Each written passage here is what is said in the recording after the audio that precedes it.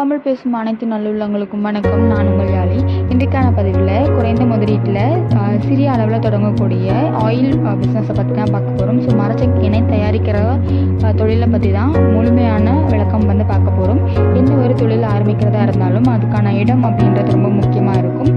நீங்கள் இந்த மாதிரியான ஒரு சின்ன அளவில் மரச்செக்கு எண்ணெய் ஆரம்பிக்கிறீங்க அப்படிங்கும்போது இதுக்கான இடம் அப்படின்னு பார்த்தோம்னா 10க்கு 10 இடம் இருந்தாலும் போதும்.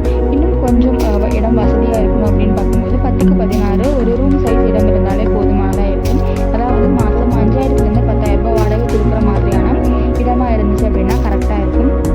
அதுக்கு அடுத்ததான் இதுக்கான மிஷின் அப்படின்னு நமக்கு ரொம்ப முக்கியம். ஸோ மிஷினை பொறுத்தளவில் உங்களுக்கு 1,50,000 லட்சத்துலேருந்து 1,70,000 வரைக்கும் மிஷின்கள் இருக்குது. இன்னும் அதிகமாகவே இருக்குது. அதாவது ஒரு நாளைக்கு 30 கிலோலேருந்து 300 கிலோ கெப்பாசிட்டி கொண்ட மிஷினுமே இருக்குது. நீங்கள் உங்களுக்கு என்ன கெப்பாசிட்டியில் மிஷின் வேணும் அப்படின்னு நினைக்கிறீங்களோ அந்த மாதிரியான மிஷின் வாங்கிக்கலாம். அதுக்கப்புறமா நம்ம மிஷின் வாங்கிட்டாலுமே அதை நம்மளோட இடத்துல கொண்டு சேர்த்து அதை செட் பண்ணுறதுக்குன்னு ஒரு சில செலவுகள் இருக்குது.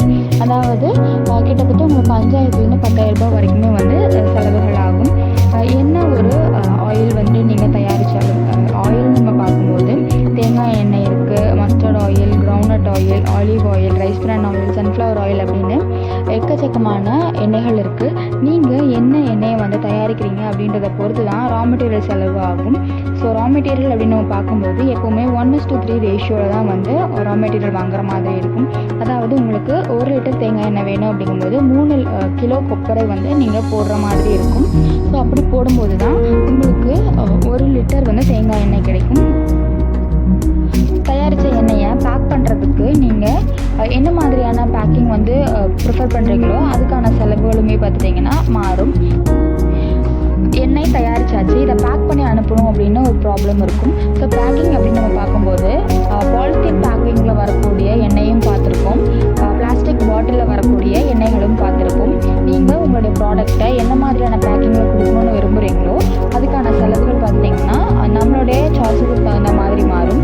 இன்கேஸ் நீங்கள் பிளாஸ்டிக் பேப்பர், அதாவது பிளாஸ்டிக் பாட்டிலில் நான் பேக் பண்ணி அனுப்புகிறேன் அப்படிங்கும்போது உங்களுக்கு 5,000லேருந்து 10,000 வரைக்கும் செலவாகும். ஸோ உங்களுடைய குவான்டிட்டியை பொறுத்து அந்த செலவுகள் இருக்குது. இல்லை நீங்கள் பாலித்தீன் பேக்கெட்லேயே நான் சேல் பண்ணுறேன் அப்படின்னு நினச்சிங்க அப்படின்னா உங்களுக்கு 2,000லேருந்து 3,000 வரைக்கும் செலவாகும்.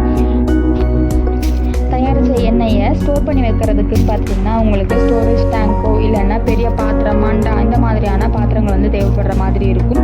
இதுக்குமே பார்த்திங்கன்னா நம்ம ஆரம்பிக்கும் போது இன்வெஸ்ட் பண்ணுற மாதிரி இருக்கும். இதுவுமே ஒன் டைம் இன்வெஸ்ட்மெண்ட்டாக தான் இருக்கும். இந்த ப்ராசஸ் பார்த்துட்டிங்கன்னா நம்ம விதைகள் வாங்கும்போதே ஹோல்சேலரோ இல்லைன்னா நமக்கு விவசாயிகள்கிட்ட வாங்கும்போது விதைகளுக்கான செலவு கம்மியாக இருக்கும். அதே மாதிரி நல்ல தரமான விதைகளுமே பார்த்துட்டிங்கன்னா உங்களுக்கு இந்த மாதிரியான விவசாயிகிட்ட இருந்து கிடைக்கும். விதைகளை வாங்கி அதை நல்லா காய வச்சு ஸோ ஒவ்வொரு எண்ணெய் வித்துக்குமே பார்த்துட்டிங்கன்னா ஒவ்வொரு மாதிரியான டெம்பரேச்சர் தேவைப்படும். அதை நம்ம தெரிஞ்சுக்கணும்.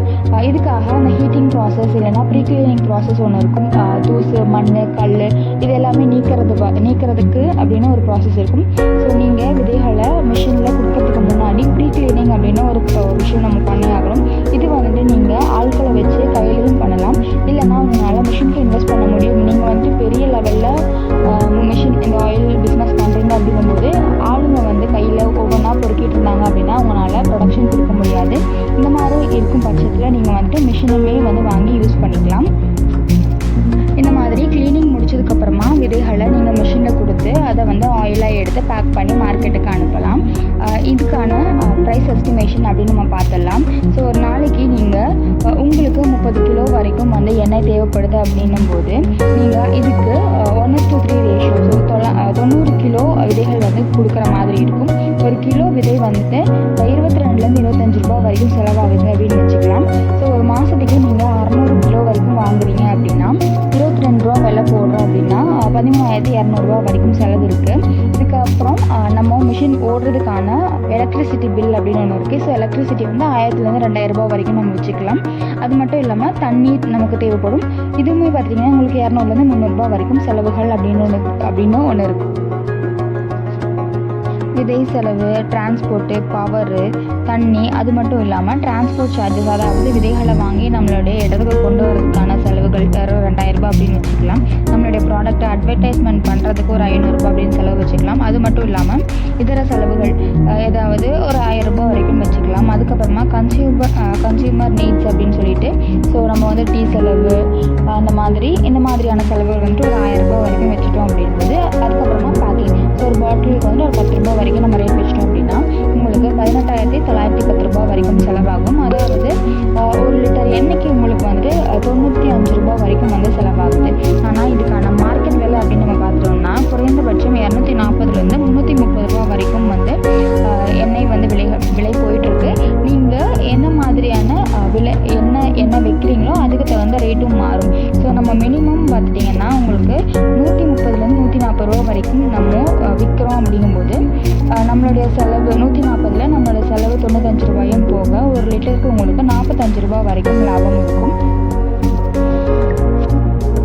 இதுவே நீங்கள் மாதம் ஒரு 1000லிருந்து 1500 லிட்டர் வரைக்கும் வந்து சேல் பண்ணுறீங்க அப்படிங்கும்போது உங்களுக்கு குறைந்தபட்சமாக 45,000லேருந்து 90,000 ரூபாய் வரைக்குமே வந்து லாபம் இருக்கும். இதில் நம்மளுடைய கடை வாடகை,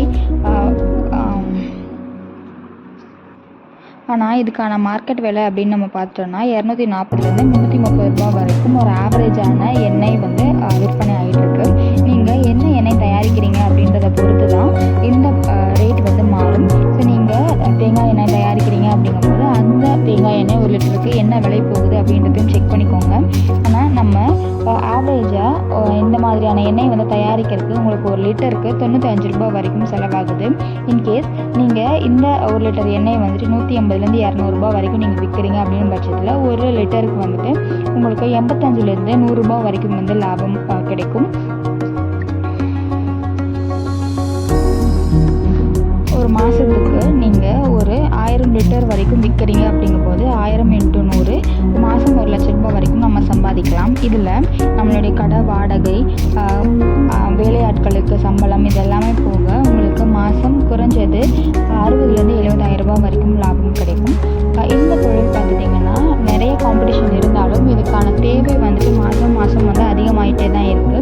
ஸோ புதுசாக எத்தனை தொழில் முனைவோர்கள் வந்தாலும் அவங்களுக்கான மார்க்கெட் அப்படின்றது ரொம்ப பெருசாக தான் இருக்குது. ஸோ இந்த வீடியோ வந்துட்டு யூஸ்ஃபுல்லாக இருக்கும் அப்படின்னு நினைக்கிறேன். நீங்கள் ஏதாவது தொழில் ஆரம்பிக்கணும் அப்படின்னு நினச்சிங்க அப்படின்னா இந்த தொழில் வந்து பயனுள்ளதாக இருக்கும், கண்டிப்பாக லாபகரமானதாகவும் இருக்கும். ஸோ வீடியோ பிடிச்சிருச்சு அப்படின்னா லைக் பண்ணிட்டு ஃப்ரெண்ட்ஸ்க்கு இந்த வீடியோ ஷேர் பண்ணி விட்டுருங்க. மறக்காம நம்ம சேனலை சப்ஸ்கிரைப் பண்ணிக்கோங்க. தேங்க்யூ.